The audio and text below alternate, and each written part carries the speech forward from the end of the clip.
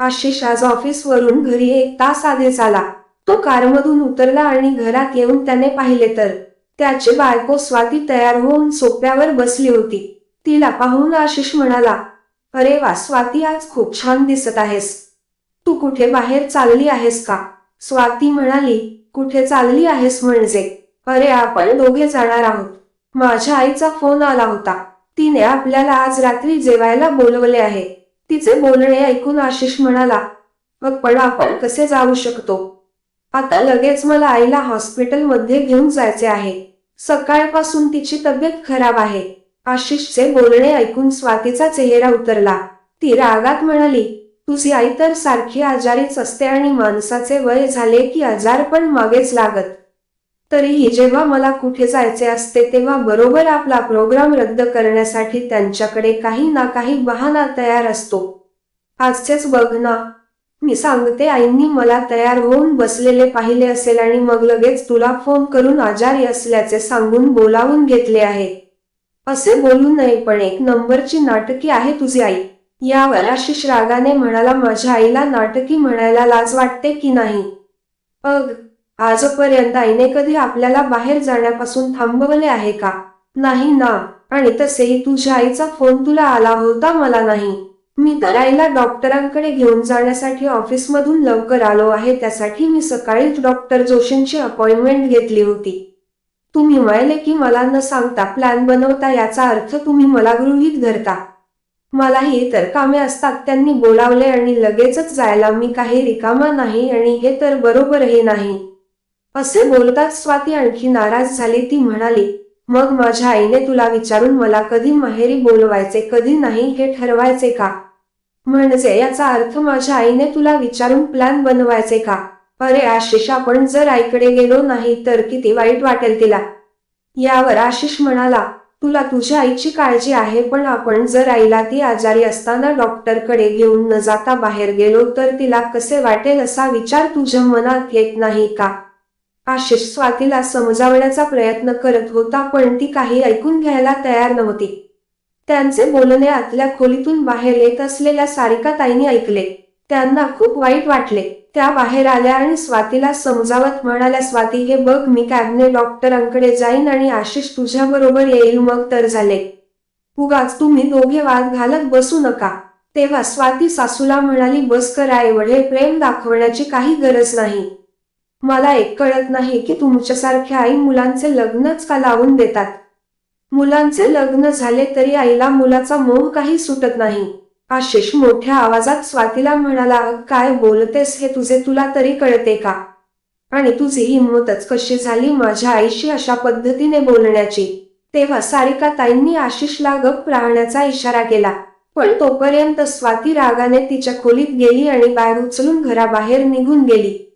सारिकाताई आशिषला म्हणाल्या, आशिष जा आणि स्वातीला थांबव. पण आशिष म्हणाला, आई आपण तिला जा म्हणालेलो नाही, ती स्वतःहून गेली आहे. तिचे ती कॅबने जाईल.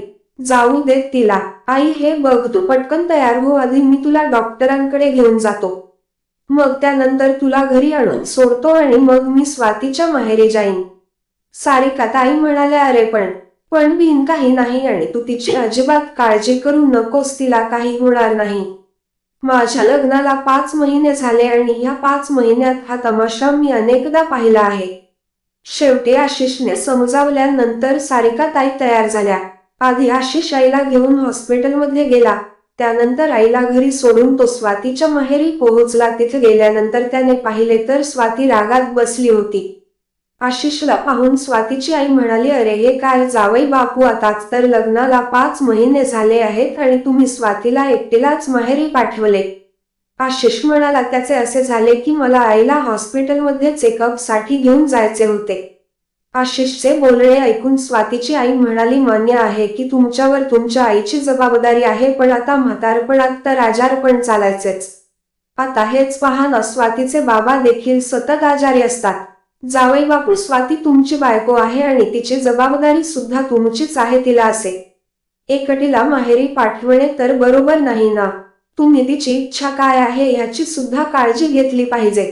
आशिष त्यावेळी काही बोलू शकला नाही, पण स्वातीच्या आईचे हे बोलणे त्याला खूप लागले होते. काही वेळाने जेवण वगैरे आटोपून ते दोघे पुन्हा आपल्या घरी परतले. वाटेत स्वाती म्हणाली, आशिष मला आईस्क्रीम खायचे आहे. आशिषचा मूड खराब झाला होता, पण परत त्याने विचार केला की आता नको म्हटल्यावर ही काय ऐकणार आहे का. उगाच एका आईस्क्रीमसाठी पुन्हा हिचे कशाला ऐकून घ्या असा विचार करून त्याने आईस्क्रीम पार्लर समोर गाडी थांबवली. दोघांनी तिथेच आईस्क्रीम खाल्ले आणि जाताना आशिषने आईस्क्रीमचा एक फॅमिली पॅक खरेदी केला. ते पाहून स्वाती म्हणाली, अरे आपण दोघांनी तर आईस्क्रीम खाल्ले आहे, मग उगाचच फॅमिली पॅक का घेत आहेस. आशिष म्हणाला, आपण दोघांनी आईस्क्रीम खाल्ले आहे, पण घरी आई सुद्धा आहे म्हणून आईसाठी आईस्क्रीम घेतले आहे. आईला सुद्धा आईस्क्रीम खूप आवडते. त्याचे बोलणे ऐकून स्वाती रागाला गेली आणि म्हणाली, तू का प्रत्येक वेळेस आईला मध्ये आणतोस. जेव्हा पहावे तेव्हा आई करत असतोस. त्यांच्यासाठी प्रत्येक वस्तू खरेदी करणे गरजेचे आहे का. अरे आशिष, बायको आणि आईमध्ये काही फरक असतो की नाही. आशिष म्हणाला, हे काय मूर्खासारखे बडबड करत आहेस तू. माझे लग्न झाले म्हणून माझी आई माझ्यासाठी परकी झाली का. तू आलीस म्हणून मी तिला विसरून जावे असे तुला म्हणायचे आहे का. तसे असेल तर सॉरी, ते कधीच शक्य होणार नाही. आशिष पुन्हा मोठ्या आवाजात म्हणाला, मला एक सांग, लग्न झाल्यानंतर नवरा फक्त बायकोचा असतो आणि आईचा नसतो का. त्याचे बोलणे ऐकून स्वाती सुद्धा मोठ्या आवाजात म्हणाली, मला आवडत नाही तुझे हे प्रत्येक वेळी साध्या साध्या गोष्टीत आपल्या दोघांमध्ये आईला आणलेले. लग्नापूर्वी असेल तुझ्या आईचा तुझ्यावर अधिकार, पण आता तू फक्त माझा आहेस आणि तुझ्यावर फक्त माझा अधिकार आहे असे म्हणत स्वाती कारच्या मागच्या सीटवर जाऊन बसली. त्यावेळी आशिषने तिला काहीही समजवण्याचा प्रयत्न केला नाही. तो गुपचूप ड्रायव्हिंग सीटवर येऊन बसला. काही वेळाने ते दोघे घरी पोहोचले. घरी पोहोचल्यानंतर स्वाती कारमधून उतरली आणि पाय आपटत सरळ तिच्या बेडरूम मध्ये गेली. स्वातीच्या वागण्यावरून सारिकाताईंना ठाऊक झाले की या दोघांमध्ये पुन्हा काहीतरी बिनसले आहे. आशिष सुद्धा घरामध्ये आला तेव्हा त्याचाही मूड खूप खराब झाला होता, पण सारिकाताई दोघांनाही काहीही न बोलता गप्प बसल्या. कारण एवढ्या दिवसात त्यांना हा सर्व गोष्टींची आता सवय झाली होती. सारिकाताई त्यांच्या खोलीमध्ये जाऊन झोपल्या. काही वेळाने आशिषही त्याच्या बेडरूम मध्ये येऊन झोपला, पण त्याला अजिबात झोप येत नव्हती. 5 महिन्यांपूर्वीच तर त्याचे स्वाती बरोबर लग्न झाले होते. स्वाती तिच्या आई वडिलांची एकुलती एक मुलगी असल्यामुळे लाडात वाढलेली होती, त्यामुळे तिचा स्वभाव थोडासा हट्टी होता. तिला असे वाटत होते की नवऱ्यावर फक्त बायकोचा अधिकार असतो, त्यामुळे जर आशिष कधी ऑफिसवरून येऊन त्याच्या आईजवळ जाऊन बसला किंवा आपल्या आईला घेऊन मंदिरात गेला किंवा मग आईला घेऊन इतर कोणत्या नातेवाईकांकडे गेला तर ते स्वातीला अजिबात आवडायचे नाही आणि ह्या गोष्टीमुळे तिचे अनेकदा आशिष आणि त्याच्या आईसोबत भांडण झाले होते. आणि सर्वात मोठी गोष्ट म्हणजे स्वातीची आई तिला समज देण्याऐवजी तिची साथ द्यायची आणि असे म्हणायची, तुझ्या सासूला अक्कल नाही का. आता बायको आली आहे तर आपण त्या नवरा बायको मध्ये येऊ नये एवढी साधी गोष्ट कळत नाही तुझ्या सासूला. आणि मी म्हणते काय गरज असते रंग तुझ्या सासूची सतत जावई बापूंना माझे हे दुखते ते दुखते सांगण्याची. हे बघ स्वाती, तुझे सासू एक नंबरची नाटकी आहे बर का. म्हणूनच तर तुझा नवरा सतत आईचा जप करत असतो. अशा प्रकारे स्वातीच्या आईने तिच्या मनात सासूबद्दल खूप वाईट भरवले होते. एके दिवशी आशिषने स्वातीची तक्रार तिच्या आईकडे केली तेव्हा तिची आई म्हणाली, अहो जावई बापू सांभाळून घ्या, आमच्या स्वातीला अजून लहान आहे तीर्थरू, तिला थोडेसे समजून घ्या. हे पहा तुम्ही तिच्याशी प्रेमाने वागा, सर्व काही व्यवस्थित होईल. तसे तर स्वाती म्हणते तेही खोटे नाही की नवऱ्यावर फक्त तिच्या बायकोचा अधिकार असतो. मला तर असे वाटते की तुम्ही माझ्या स्वातीच्या मनाविरुद्ध वागत असाल, त्यामुळेच तर तुमच्या दोघांमध्ये सतत काही ना काही वाद होत असतात. म्हणूनच तर तिला तुमच्या घरात आपलेपणा जाणवत नाही. स्वातीच्या आईने सुद्धा जावयालाच दोषी ठरवले. त्यामुळे आशिषच्या मनामध्ये असे आले की आता आर्यापार काहीतरी निर्णय घ्यावाच लागेल, नाहीतर त्याचे आणि त्याच्या आईचे त्यांचे आयुष्य बर्बाद होऊन जाईल. त्या दिवशी रात्री आशिषने बराच वेळ बसून विचार केला आणि मग तो झोपला. आशिष झोपेतून लवकर उठला कारण त्याला ठाऊक होते की त्याची आई सुद्धा खूप लवकर उठते. त्याला आई बरोबर बोलायचे होते म्हणून तो बेडरूम मधून आपल्या आईच्या खोलीमध्ये गेला. त्यावेळेस सारिकाताई अंघोळ आटोपून पूजा करत बसल्या होत्या. आशिष आईजवळ जाऊन बसला. काही वेळ तिथेच बसून तो आपल्या आईकडे पाहू लागला आणि म्हणाला, आई तू किती लवकर उठतेस ग. निवांत झोपत जा ना उशिरापर्यंत. आई म्हणाली, बाळा मला आता सवय झाली आहे पहाटे लवकर उठण्याची. बरं मला सांग तू का बरं आज इतक्या लवकर उठलास? आशिष म्हणाला, मला तुझ्याशी एक महत्वाचे बोलायचे आहे. आई म्हणाली, कशाबद्दल? तो म्हणाला, आज मी एक निर्णय घेतला आहे आणि त्यात मला तुझी मदत हवी आहे. आशिषचे बोलणे ऐकून सारिकाताईंनी त्याच्याकडे आश्चर्याने पाहिले आणि म्हणाल्या, मला समजले नाही, अखेर तू कोणता निर्णय घेतला आहे आणि माझी तुला कसली मदत लागणार आहे? आशिष म्हणाला, आई आपल्याला स्वातीला धडा शिकवावाच लागेल. आपण तिचे सर्व काही सहन करतो, तूही तिला काय बोलत नाही आणि मीही त्यामुळे शफारली आहे. ती तिच्या घरचे तिला समजावण्याऐवजी मलाच दोष देतात. आशिषचे बोलणे ऐकून सरिकाताई उसासा टाकत म्हणाल्या, असू देत, लहान आहे तीर्थरू. हळूहळू कळेल तिला मोठ्यांशी कसे वागायचे, बोलायचे ते. आशिष म्हणाला, काही लहान वगैरे नाहीये तीर्थरू. माझे दूध पित्या मुलीशी किंवा घरभर रांगणाऱ्या मुलीशी लग्न झालेले नाही. 26 वर्षांची मुलगी आहे ती, जिला प्रत्येक गोष्टीची समज असते. जर आता वेळीच तिला समजावले नाही तर तिचे हे लहानपण आयुष्यभर संपणार नाही.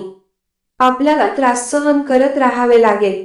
तिच्या आई बाबांना तर काही लक्षात येत नाहीये, पण तिला ताळ्यावर आणण्यासाठी तू माझी साथ द्यावीस असे मला वाटते.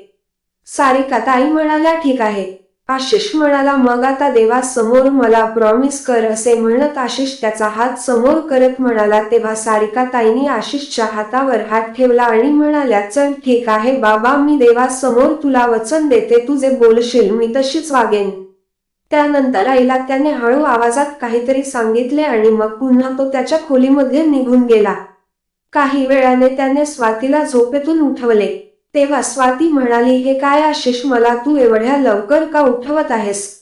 तेव्हा आशिष तिला म्हणाला, हे बघ स्वाती, मला ऑफिसला जायचे आहे. पटकन माझ्यासाठी नाश्ता बनव आणि टिफिनचेही बघ.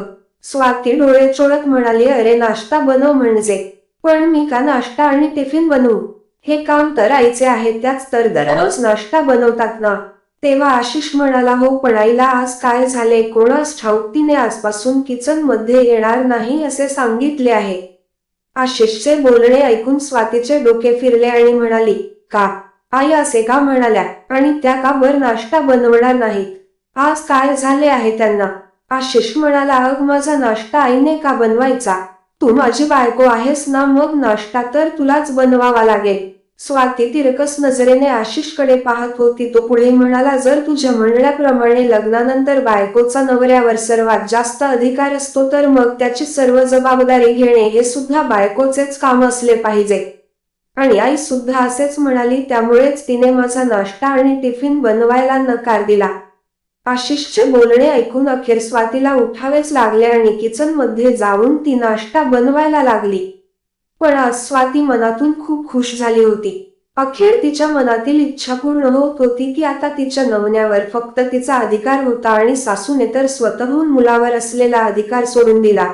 असो, पण त्या दिवशी स्वातीने आशिषची सर्व कामे आनंदाने केली.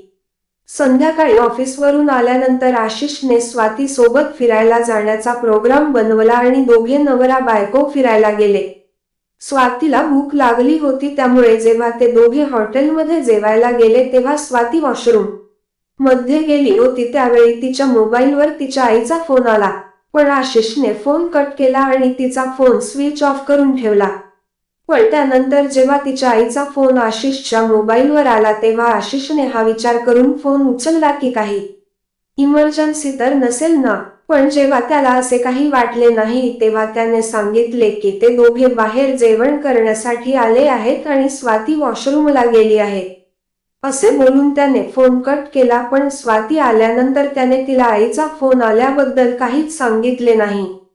स्वातीने जेवायला सुरुवात केली, पण जेवताना तिने देखील तिचा फोन चेक केला नाही. जेवण वगैरे आटोपल्यानंतर परत जाताना जेव्हा तिने तिचा मोबाईल हातात घेतला तेव्हा आशिष म्हणाला, हे काय स्वाती, माझ्याशी बोल ना आणि तो फोन आधी बाजूला ठेव बर. ती म्हणाली, आशिष अलीकडे तू फार बदलला आहेस. म्हणजे माझ्यासाठी ते चांगले आहेच असे ती हसत म्हणाली. नेहमी असाच राहा असे म्हणत तिने आशिषला मिठी मारली. त्या दोघांनी खूप गप्पा वगैरे मारल्या आणि आजही दोघे आईस्क्रीम खाऊन घरी जायला निघाले. पण आज आशिषने त्याच्या आईसाठी आईस्क्रीम घेतले नव्हते, त्यामुळे स्वातीला खूप आनंद झाला. ती मनात म्हणाली, खरंच हळूहळू आशिष माझ्या मुठीत यायला लागला आहे. काही वेळाने ते दोघे घरी आले. घरी आल्यानंतर जेव्हा तिने मोबाईल हातात घेतला तर मोबाईल स्विच ऑफ होता. तिने मोबाईल ऑन केला तेव्हा त्यामध्ये तिच्या आईचे 4-5 मिस कॉल पडले होते. स्वाती म्हणाली, अरेच्या आईचे एवढे मिस्ड कॉल्स? तेव्हा आशिष म्हणाला, अगं स्वाती, मी तुला सांगायचे विसरलो. माझे त्यांच्याशी बोलणे झाले होते. त्यांनी फक्त तू कशी आहेस याची विचारपूस करण्यासाठी फोन केला होता. ठीक आहे, मी तिच्याशी बोलते असे स्वातीने म्हणताच आशिष म्हणाला, राहू दे, तू माझ्याशी बोल ना. असे बोलत त्याने तिच्या हातातून मोबाईल घेऊन बाजूला ठेवला. काही दिवस हे असेच सुरू होते. आता सारिका ताई सुद्धा तिच्याशी जेवढ्याच तेवढ्याच बोलायच्या. याशिवाय त्या देवखोलीत बसून पोथी वाचायच्या किंवा मग शेजारी राहणाऱ्या त्यांच्या मैत्रिणी सोबत पाय मोकळे करायला बाहेर जायच्या.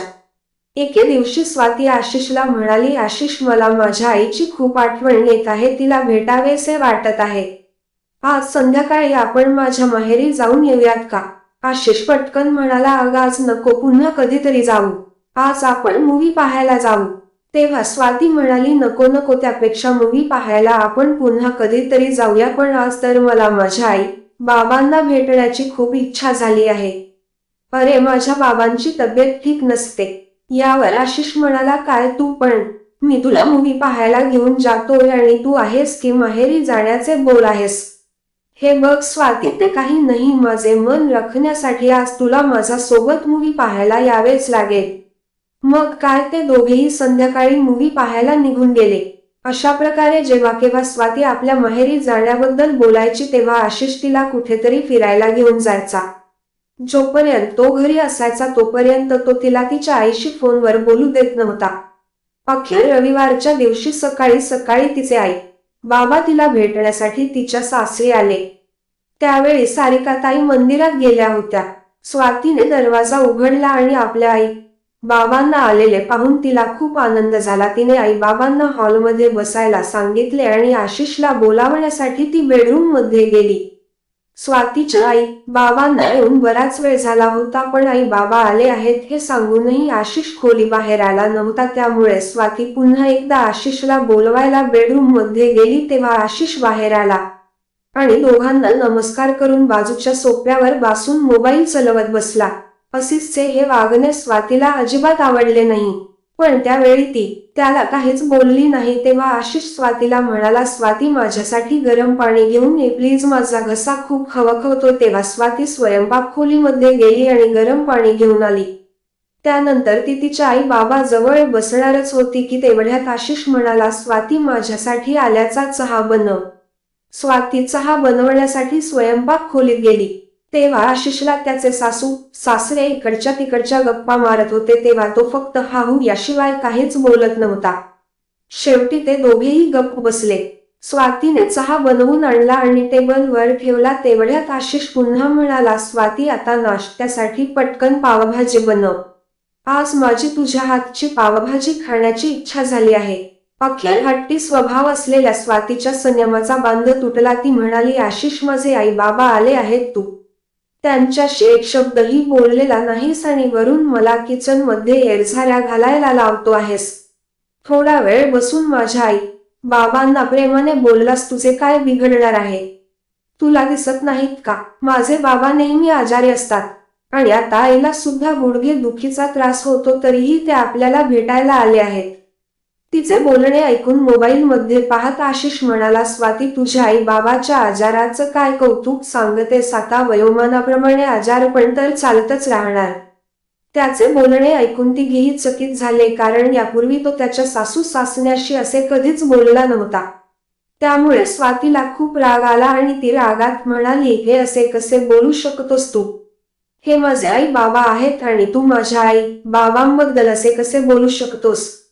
हे ऐकून आशिषने त्याच्या हातातील मोबाईल बाजूला ठेवला आणि स्वातीकडे पाहत म्हणाला, लग्नापूर्वी तर तू तुझ्या आई बाबांची बोलतच होतीस का? आता तुझे लग्न झाले आहे, त्यामुळे मी तुझी पहिली प्रायोरिटी आहे, हे लक्षात ठेव. हे ऐकून स्वातीला आणखी राग आला. ती मोठ्या आवाजात म्हणाली, आशिष, माझे तुझ्याशी लग्न झाले आहे आणि तुझे बोलशील तसे वागायला तू मला खरेदी केले नाहीस. तिचे बोलणे ऐकून आशिष हसला आणि म्हणाला, स्वाती, विसरू नकोस, तू माझी बायको आहेस. तुझ्यावर माझा अधिकार जास्त आहे, तुझ्या आई वडिलांचा नाही. स्वाती म्हणाली, बस करा आशिष, खूप झाले. तू माझ्या मम्मी. हे काय सारखे मम्मी मम्मी लावले आहेस तू? प्रत्येक वेळी माझी मम्मी अशी, माझी मम्मी तशी म्हणत असतेस. मला आपल्या दोघात तुझ्या आईला आणलेले अजिबात आवडत नाही. स्वाती आशिषकडे रागाने बघत होती तेव्हा आशिष म्हणाला, का आता का वाईट वाटत आहे तुला? अग, आज मी तेच बोलतोय जे तू मला नेहमी बोलत असतेस. आता काय झाले? मी बोललेले पचत नाहीये का? तुझे आई बाबा मात्र आई बाबा आहेत, मग माझी आई माझ्यासाठी कोणीच नाही.